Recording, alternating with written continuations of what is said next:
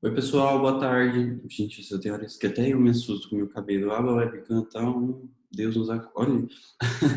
Ainda bem que hoje vai ser rapidinho, tá? Que eu tenho para falar com vocês. A nossa aula vai ser bem rápida. A gente vai dar continuidade aí na aula sobre curvas de nível. Hoje em si eu vou aplicar um trabalho para vocês, porque na última aula a gente falou muito mesmo sobre curva de nível. Eu falei para vocês como fazer os levantamentos, expliquei sobre intervalos, pigão, grota, enfim, sobre diversas coisas. E aí hoje a gente vai dar continuidade, eu vou aplicar um trabalho para ver se vocês realmente entenderam o que eu expliquei, porque isso é extremamente importante que vocês saibam aplicar na vida profissional. E aí, caso eu sinta necessidade, a gente vai se aprofundar ainda mais nas próximas aulas, tá bom? Se não, a gente segue aí com o conteúdo da matéria. Bom, deixa eu colocar aqui o nosso compartilhamento de tela. Eu tô com um notebook novo hoje aqui, mexendo, então se eu travar aqui alguma coisa, vocês considerem aí, tá? Sim.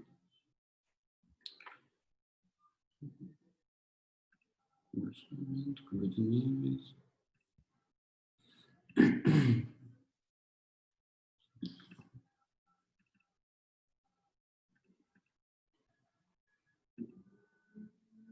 Ixi, olha eu travando aqui.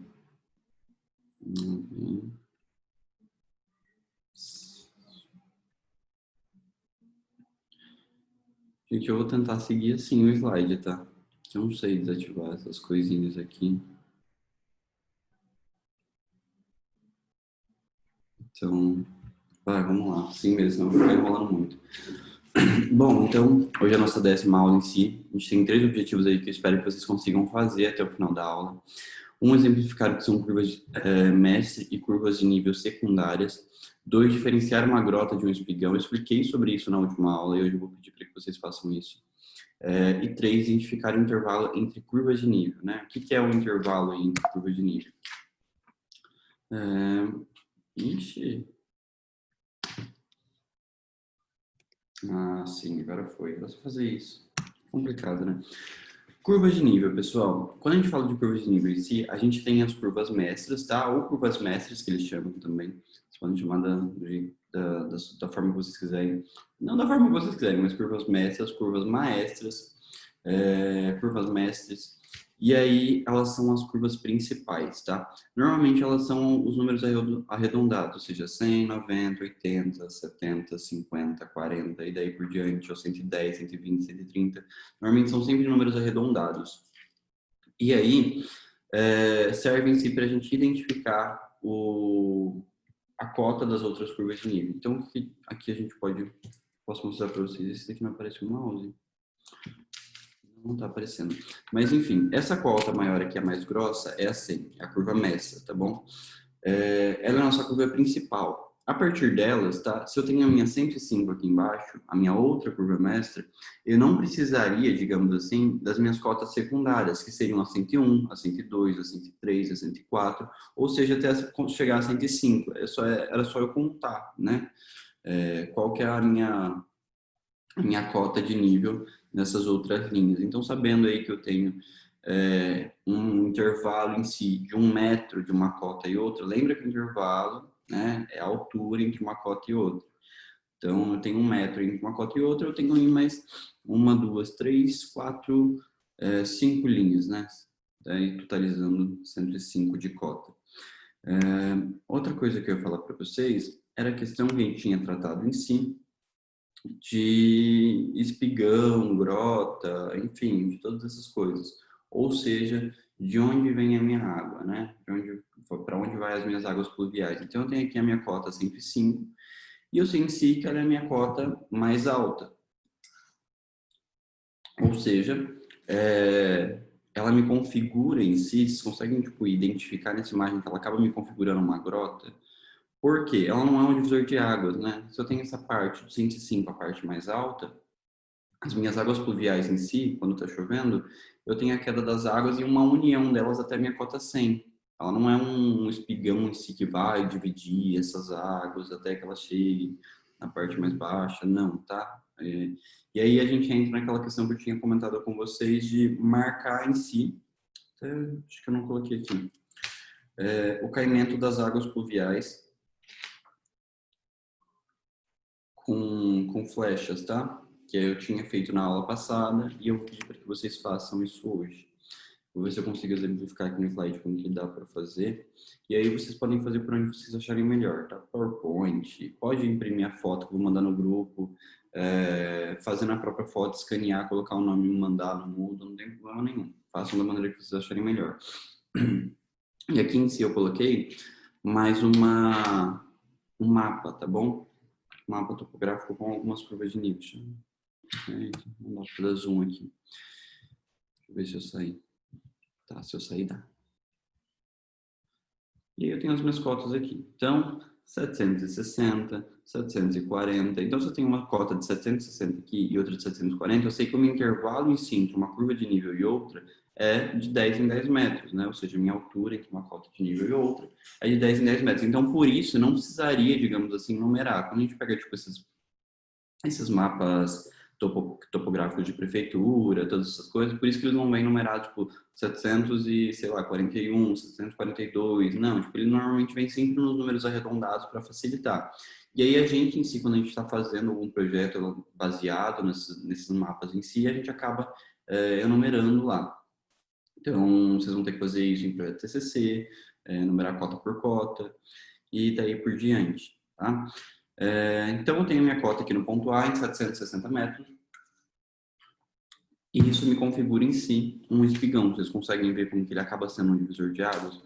Ó, 760 e ela vai descendo. 740, 700, 640. E eu vou ter o meu movimento das águas pluviais caindo para cá, né? Ó, nessas direções aqui. Se eu estou falando que essa é a minha cota mais alta e vocês conseguem entender que eu vou ter uma parte que vai ser um morro, né? A minha água em si, ela vai se dividir ali pelo espigão. Isso daqui é um espigão, tá? Isso daqui é um espigão. A gente fala espigão porque é semelhante ao telhado, tá? A cobertura de telhado. Por conta de ser um divisor de águas. Seria uma grota, por exemplo. Aqui nessa partezinha configura uma grota, tá? Vocês conseguem ver que acaba tendo um moinho aqui de água. E daí por diante, ok? Deixa eu ver o que mais que eu posso falar para vocês daqui. Acho que disso daqui é só. Tá, e aí a minha cota vai caindo em si, então tem uma parte, a minha parte mais alta focada para cá, e aí vou caindo aqui formando um morro, tá? Um divisor aí de águas.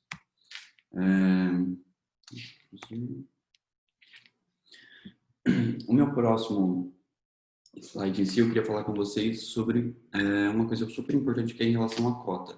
Só o meu mapa topográfico em si, ele não acaba configurando o meu perfil do terreno. Então não adianta que eu tivesse só essas minhas linhas aqui da topografia, porque eu não sei para onde está a minha caída.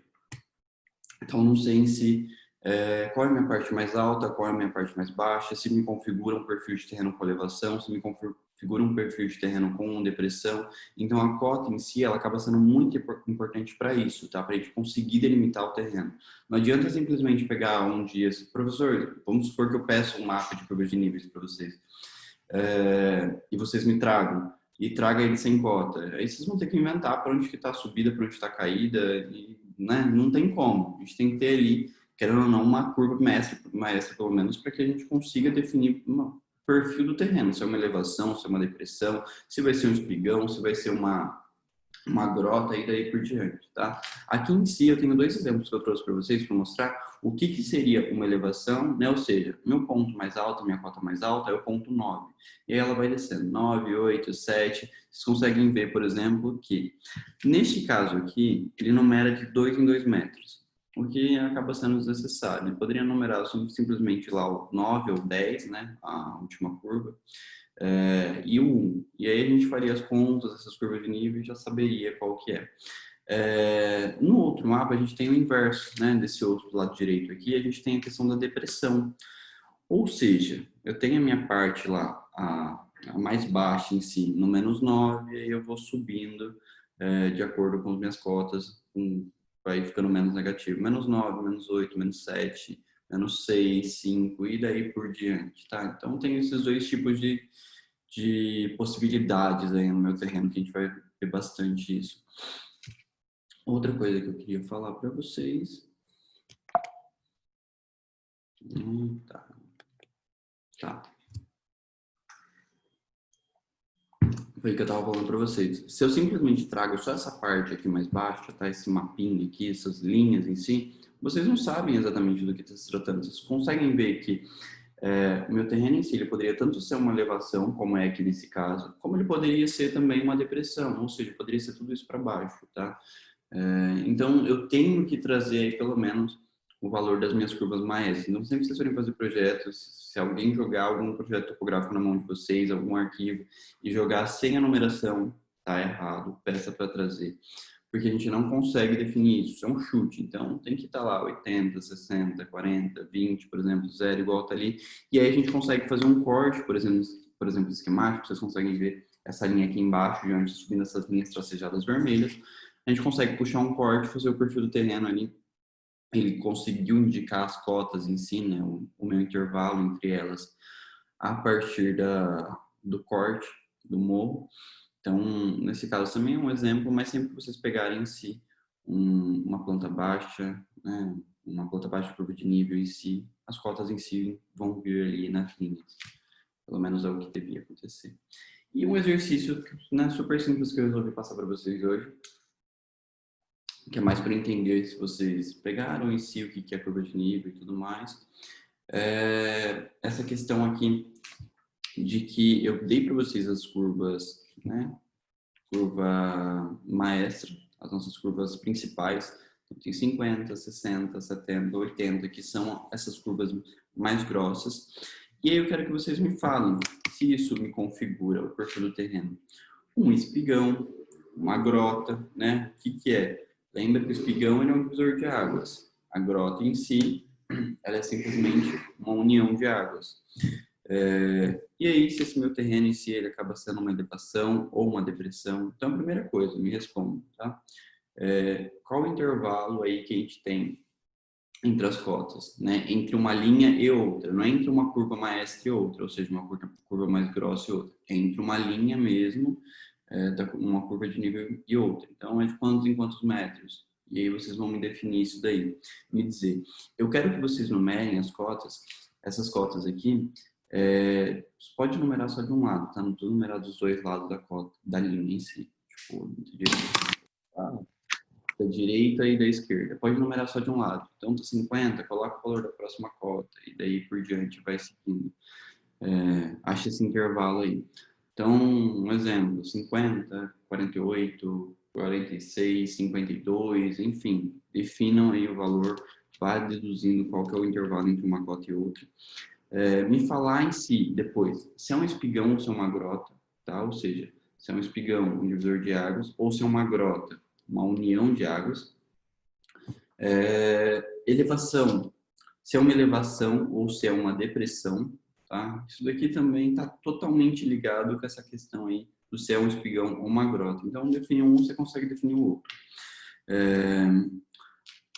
Marcar quais são as minhas cotas maestras, pode pintar, você vai fazer no caderno, vai imprimir, vai fazer alguma coisa, pode passar com um grifa-texto mesmo, ou indicar com uma linha de chamada quais são as curvas maestras e quais são as curvas secundárias nesse mapinha, então é super facinho também. E falar qual que é o sentido do decaimento das minhas águas pluviais, ou seja, fazer com flechinha mesmo, sabe? Eu já tinha mostrado para vocês na última aula, mas vou dar um exemplo hoje de como vocês podem fazer isso de novo, tá? Vou mandar uma imagem no grupo do exercício, não esqueçam de me lembrar sobre isso. E o intervalo entre curva de nível, coloquem um valor aqui embaixo também, fazendo um favor, tá bom? Deixei aqui a imagem, vocês podem copiar no caderno, colocar a folha em cima da tela e chupar ela, numa folha sulfite, e aí vocês colocam os valores, tudo certinho. O mapa em si está sem escala mesmo, só para fazer um teste, para ver se vocês estão entendendo o que é exatamente um mapa de curva de níveis, um mapa topográfico em si. E é rapidinho hoje, tá? Se ficar alguma dúvida, estou aí o tempo inteiro para tirar dúvida, a gente vai conversando em si, vai explicando para vocês. Por enquanto é isso, eu agradeço muito a atenção de todo mundo, desejo uma boa semana para vocês, amanhã a gente tem outra aula de conforto ambiental. E não esqueçam que a entrega para hoje não é para semana que vem, tá? Do trabalho de topografia. Isso daqui vai valer um ponto, tá? Já avisando vocês aí. Então não deixem de fazer, porque no final faz muita diferença. Até mais, pessoal.